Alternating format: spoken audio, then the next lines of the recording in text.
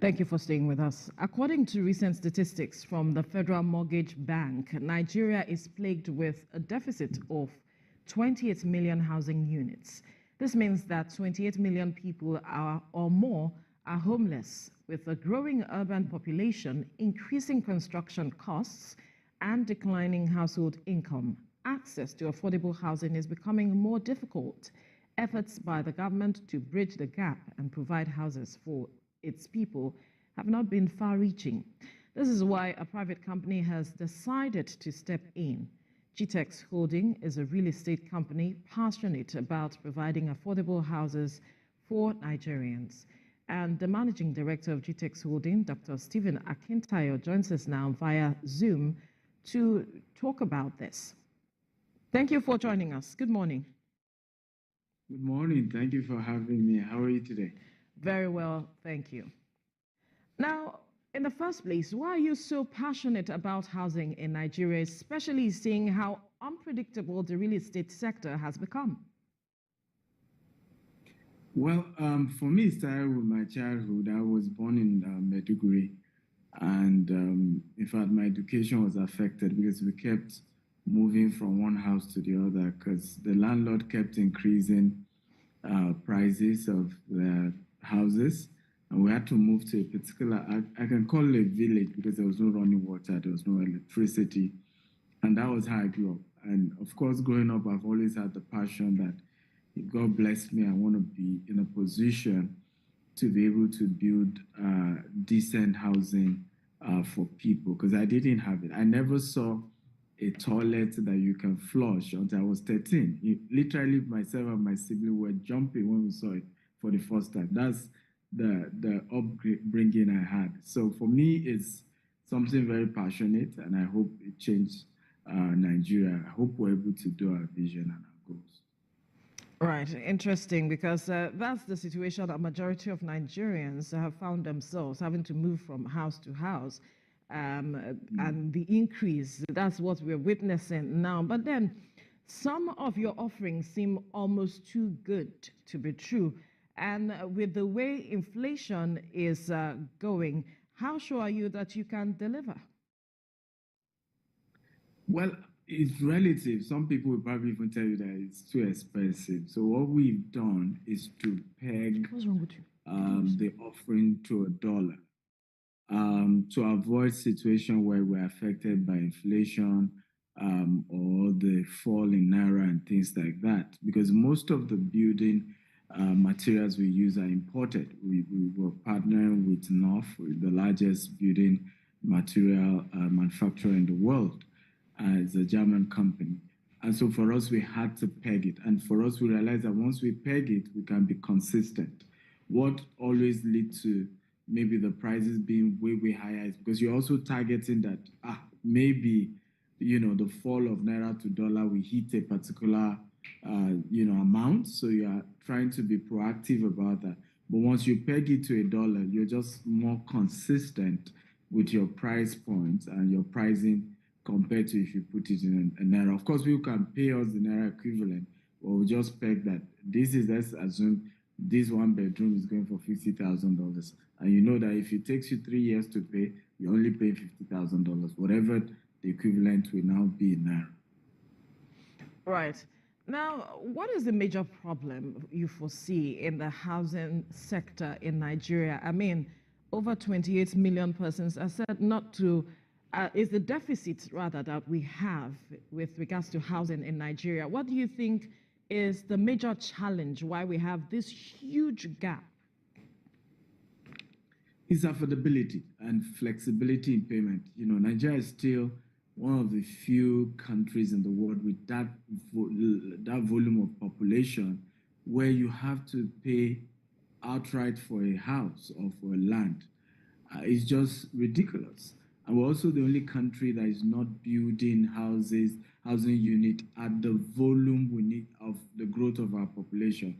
For example, Egypt currently is doing 30 million housing units. 30 million, right? When you put together all the states in Nigeria, federal government housing project, state government housing project, is not even up to 100,000.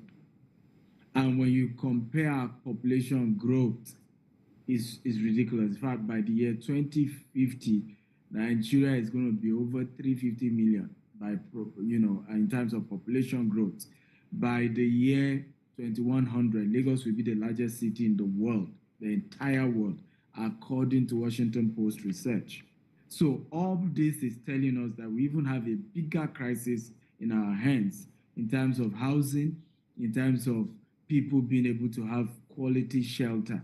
And even in our own part, our vision 2035 is just 25,000 housing units.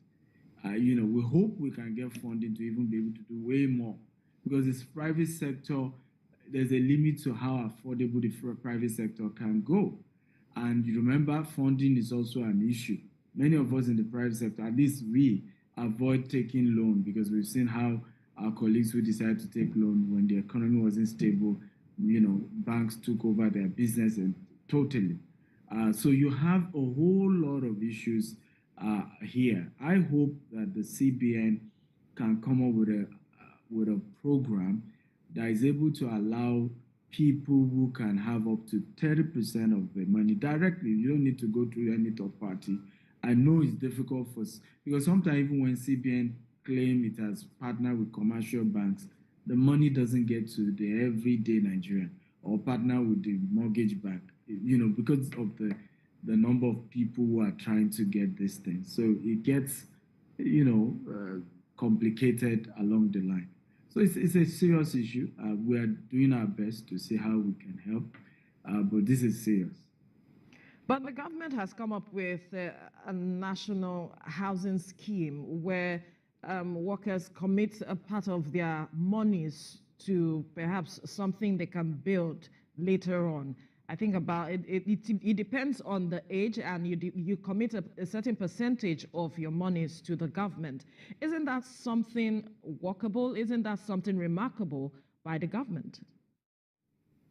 It is, but you see, the funding the government has to promote programs like this versus those who need it, the volume of people who need it. That's the problem. All over the world, when you do planning, you are even planning ahead of the years. You are proactive. So I'm joining you from Dubai. The road here in Dubai is done ahead of time. In other words, they look at the number of cars plowing a particular road. Before you begin to have heavy issues, they know that they need to add another extra lane. They look at a particular road, they know they need to do an overhead ahead of time. Now we are way, way behind. And the policies and the programs are not even meeting up to the volume, talk less of others that are coming. So there are different numbers. Some people will say 20 million deficit, some will say 26, some will say 15. Whatever that number is, there is still no project or program right now in Nigeria that is providing housing at the rate of 1 million houses per year or 1 million houses in 5 years. There's none. If you add all we are all doing, and that's why sometimes when people say, why do you invest? I do a lot of teaching and mentoring, even encouraging more people to come into the real estate sector. And people say, are you not scared of competition? I say, no, because we have a real big time issue here. No one company can solve the housing problem in Nigeria because of the volume of deficit that we have. So yes, government is coming up with 1 or 2 programs, but it's not meeting up with the volume. You already have millions in deficits, right? So you first need to meet that, and you are even supposed to build way ahead of that number.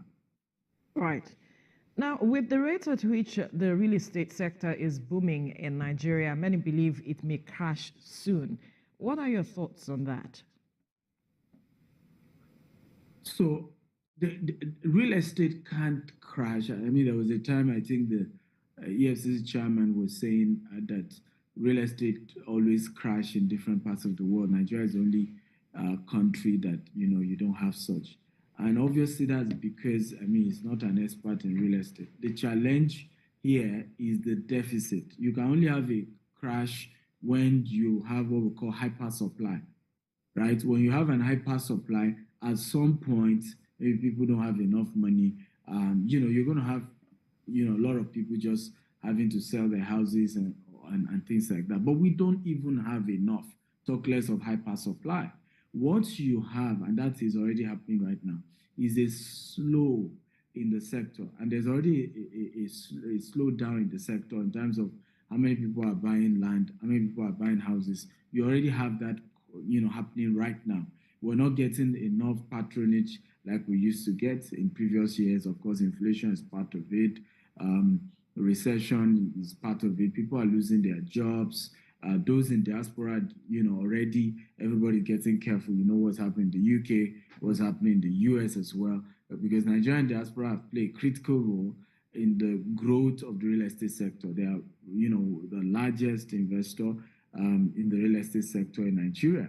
But of course, they are also having economic issues, in the various countries where they are. So there's already a slowdown in the purchase of properties in Nigeria by, the regular Nigerians in diaspora or even Nigerians in Nigeria at the moment. But you can't have what we call a crash because you don't have, a housing, you have a huge housing deficit.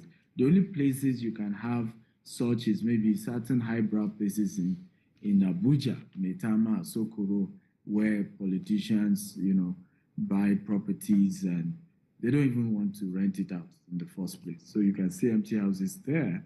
It's just a way to keep their stolen wealth and stuff like that. But in reality, in the real economics of things, you can't yet have what we call a crash in Nigeria until we meet the gap, the housing gap that we have.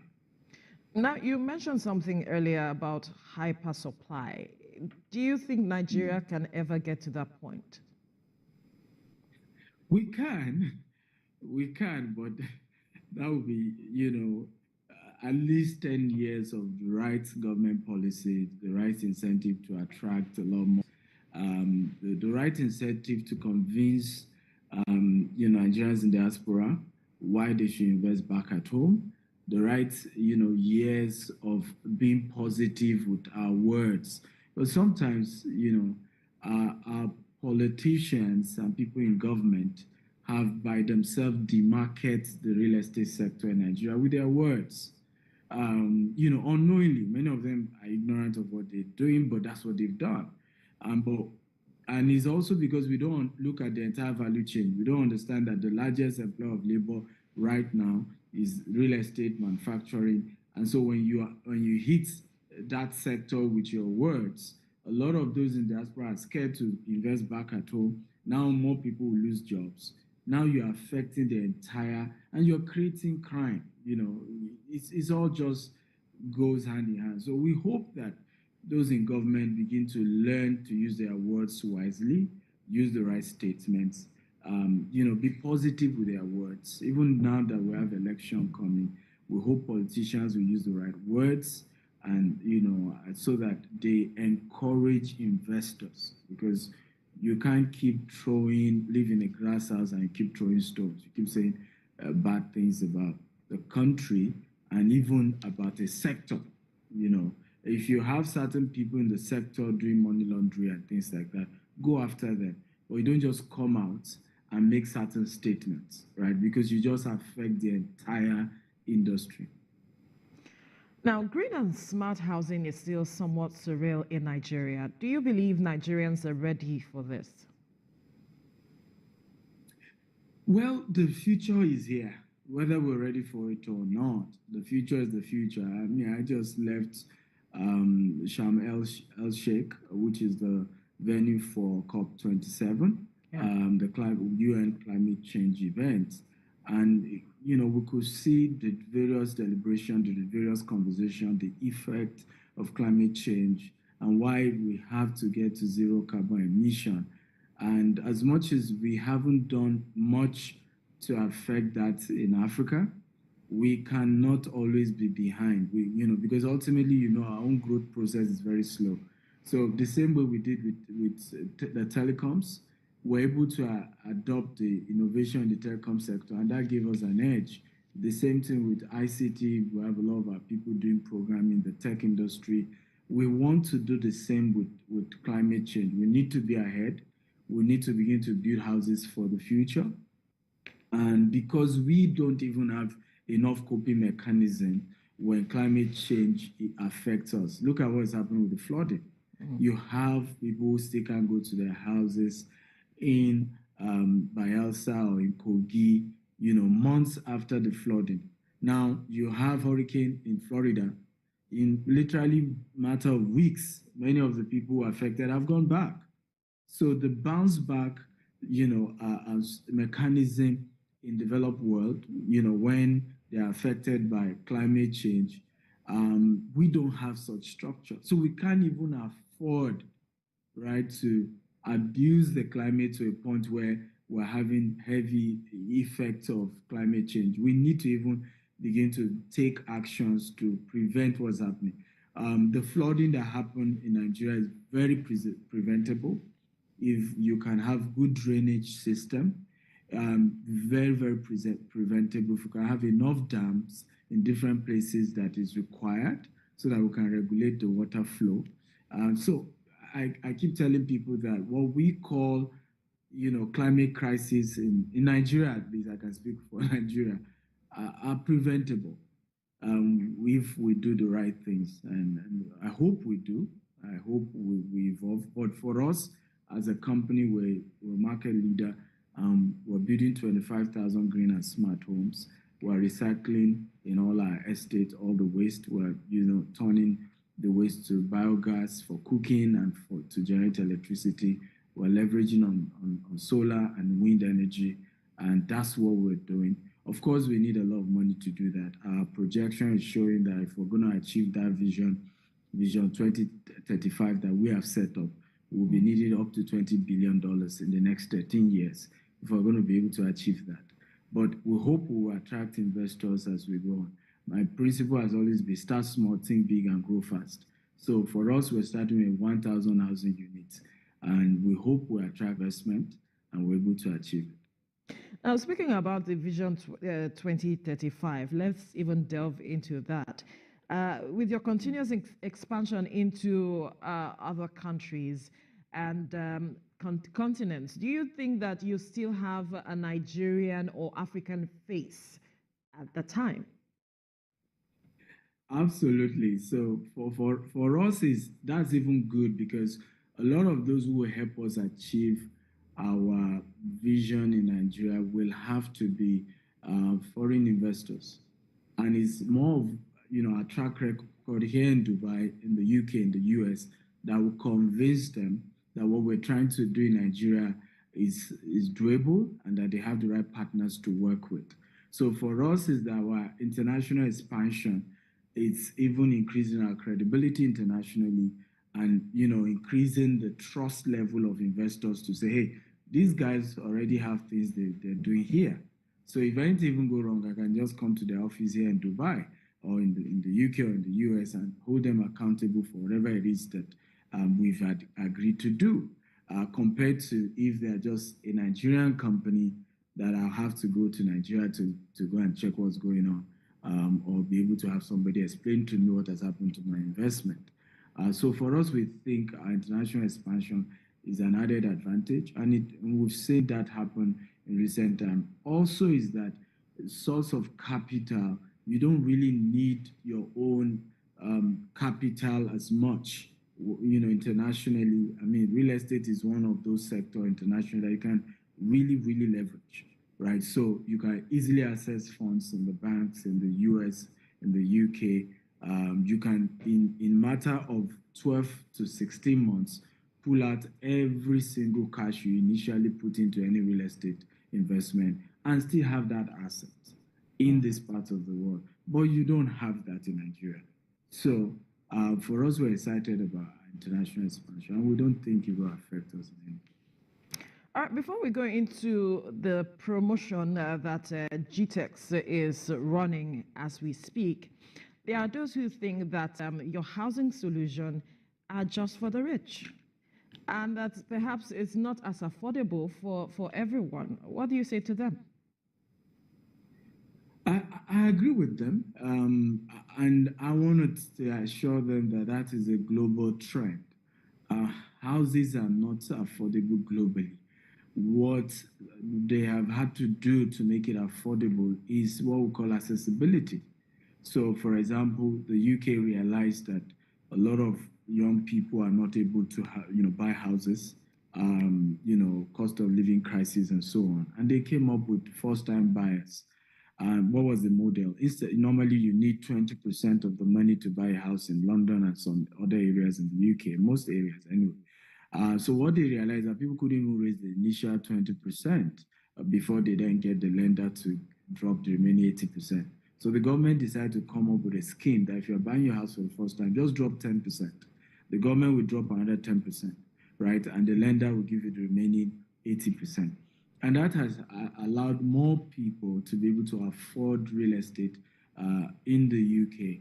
And that's the model everybody is doing all over the world. When you look at a 3-bedroom, a 5-bedroom in, let's say, Dallas, Texas, which is where we operate in the US as well, the price point is minimum, okay, 50% higher than the same 3-bedroom in Nigeria.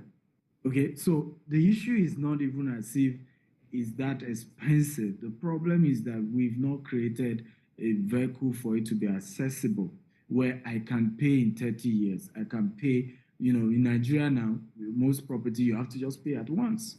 You have to raise all the money at once. And that's part of one of the things we keep saying that is fueling corruption. Because government has to create, that's why government exists, create a system where even the poor can access what the rich can access. Okay, maybe they will just need to then pay over a period of time. And this is why we then decided to come up with a new program now that allows people to pay 3 to 5 years for houses they are buying from us. So they're able to pay gradually. Every month they are paying just 4% of the total value of the house. I have enough time to build. So we're not rushing to do construction. We're also able to build in bulk, and that also reduces the price of the housing itself. And this new program obviously has made it more accessible for more people to be able to afford our own housing project. And we hope that we'll get more partners to even do maybe even for a longer year. Okay, so just quickly walk us through the nitty-gritty of this promotion that GTEX is running at this time. So it's a 1,000 housing unit promo out of the 25,000 we have in the next 13 years. And the goal is that you have a whole 3 years to pay. You first pay either 5 million if you're buying from 1-bedroom to 3-bedroom, or you pay 10 million deposit if you're doing 4 to 5. And then you have another 3 years to pay the rest, 4% every month. And gradually you're able to pay. In fact, when you pay up to 30% and you are struggling to balance up, we can link you up with a mortgage firm that then can even take up that project from you and give you another 15 years to pay.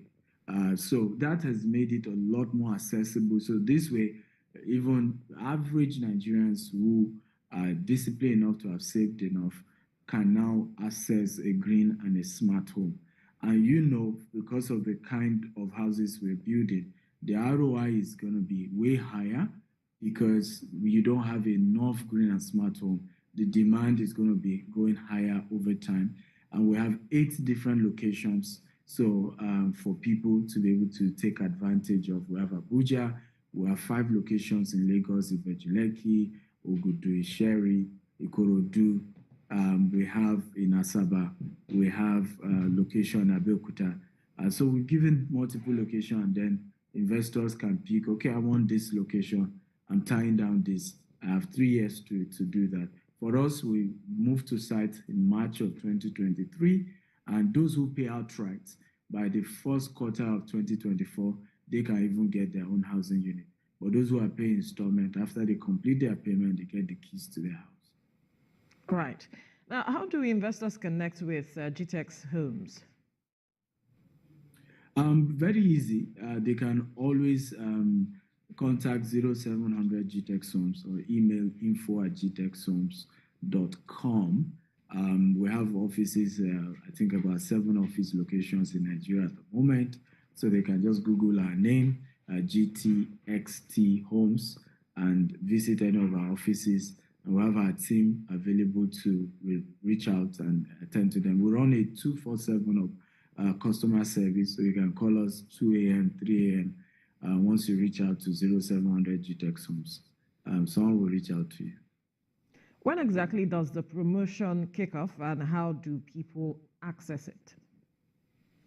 So it started already, but we're doing a virtual launch on Saturday, 10th of December. And you can always visit www.gtexthomes.com/1000 units to sign up if you want to. So at that webinar, we're going to be having all our technical partners to explain to you the entire project, gives you, detailed explanation, show you the payment plan, and we might give some discount as well during that webinar. So it's a virtual launch webinar holding on Saturday, 10th of December. I think the time should be 5 p.m. in the evening, Nigerian time, where, of course, we are expecting participants from all over the world, UK, US, because, again, most of our clients are even diaspora. So you can check your own local time, www.gtexthomes.com/1000 units, and you can sign up and you get a lot more information how to go about it and how to be part of this amazing offer. Amazing indeed. Now, there are some issues I'd like for you to quickly address with regards to housing in Nigeria before we let you go. And those two issues are the issues of omonile, as they are often referred to. And then there's also the issue of developers, because in recent times we've had a situation of a building collapse and all of that, and a lot of persons are scared with regards to some of the delving into real estate because they do not understand the products that were used for those buildings and all of it. How do you allay the fears of Nigerians who are looking to perhaps buy or tap into this, talking about the real estate, and how perhaps they can go about maneuvering all of these challenges to get the best out of it? Beautiful question. So for us, is number one, the omonile issue is something that really has come to stay as a result of poverty or unemployment. What we often do in many of the locations we operate is to see the best, how some of them who are qualified to give them jobs and, engage very well with the locals in that location to make sure that we all have good terms. And we've always had a good relationship everywhere we buy properties. However, to resolve that issue in the long term, government has to step in, poverty has to be eradicated one way or the other. However, the good news is for investors is also buy from credible real estate companies. They're not new. These are 7th year in real estate development. Buy from companies that have track record. They've been here, they know what they're doing. If you directly go and buy properties right now in Nigeria, you will find the issue of omonile. They probably will sell to 5 people. It's just the truth. So why not deal with corporate organizations who have been able to organize themselves? They've put together a proper structure, right, that protects your investment. And now, as to the issue of building collapse, this is the reason why we had to peg any housing to dollar, because we're working with North, is a German company, and other partners we're working with. So most of the building materials we're using are imported. And again, it's unfortunate that we are having to do that. The reason for us is because we have an international reputation to protect. Many of the blocks that is being manufactured in Nigeria, you just try to break them, it's just falling into pieces. So unfortunately, you can't always rely on locally manufactured building materials many times. You can't always rely. Some of them are already compromised because everybody's trying to save cost, everybody's trying to, reduce cost. And that is part of the problem why cost of building is also expensive because nothing of value is cheap. So for us, our solution is to say, first of all, we want to use quality building materials. If we're going to use local, it must be that we're dealing with a corporate organization that has built credibility over the years for manufacturing quality building materials. Else, we just import. And that's also why we're pegging our prices in dollars so that because we're also buying dollar, so we don't have an issue of, oh, this was the price we initially agreed. Oh, we're so sorry, you have to pay more.